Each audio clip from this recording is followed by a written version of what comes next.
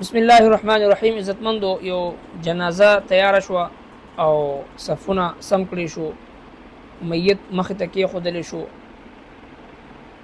امام الانبیاء، سرتاج الاولیاء، خاتم النبیین، سید الاولین والآخرین محمد مصطفی صلی الله علیه وسلم د جنازې مانځه لپاره تشریف وروړو.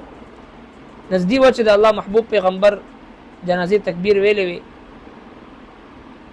دوانو جهانو سردار د میت مخ نه کپړه اخوا کو او وی کتو او بغیر د جنازې مونځ د کولو نه واپس روان شو.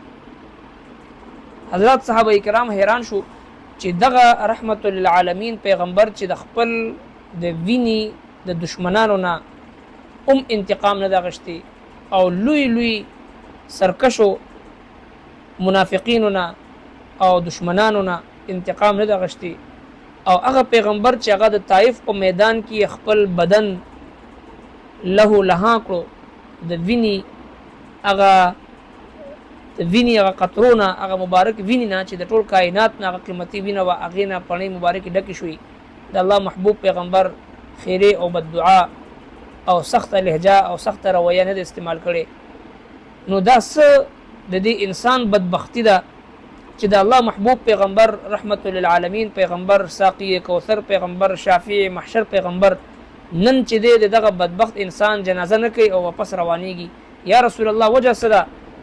د الله صادق او مصدوق پیغمبر صلی الله علیه وسلم مبارک فرمایي چې زه د دې انسان د دې بدبخت جنازه ځکه نه کوم انه کان یبغض عثمان، د دې بدبخت انسان په زړه کې د حضرت عثمان ابن عفان رضی الله عنه د پاره بغض او عناد. معلومه شوه چې بغض عثمان، بغض صحابه دا یو داسې بد عمل دی، یو داسې بد خصلت دی، یو داسې بد خوی دی، یو داسې بد عادت دی، یو داسې بد عمل دی چې د دې انسان جنازه امام الانبیاء صلی الله علیه وسلم د کولو نه انکار وفرمایل. دغې وجه دا ده دوانو جهانو سردار مبارک فرمایي چې لکل نبی رفیق و رفیقی فی الجنة عثمان، د هر پیغمبر په جنت کې یو خاص رفیق او دوست وي. په جنت کې زما رفیق او دوست چې دی هغه حضرت عثمان ابن عفان رضی الله تعالی عنه دی.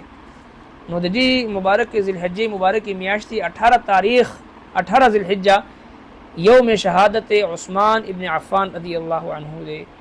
دغه شهادت مناسبت سره دغه د سیرت تذکره کول، دغه د سیرت مختلف پهلوګانی دغه مطالعه کول، د حضرت عثمان رضی الله عنه سخاوت، دغه هغه جرأت او بهادری او دغه هغه استقامت او دغه هغه صبر او تحمل او دغه هغه شهادت، دغه هغه د قران کریم د لپاره خدمات، دغه د نبی صلی الله علیه وسلم سره رښتې، د نبی صلی الله علیه وسلم سره عقیدت او محبت، د دین اسلام د لپاره خپل مال او دولت قربانول، دغه هغه جود او سخا دغه بیانول او دغه نه راهنمایي غشتل، دا د یو مسلمان د لپاره د دنیا او د آخرت د کامیابی ذریعہ ده.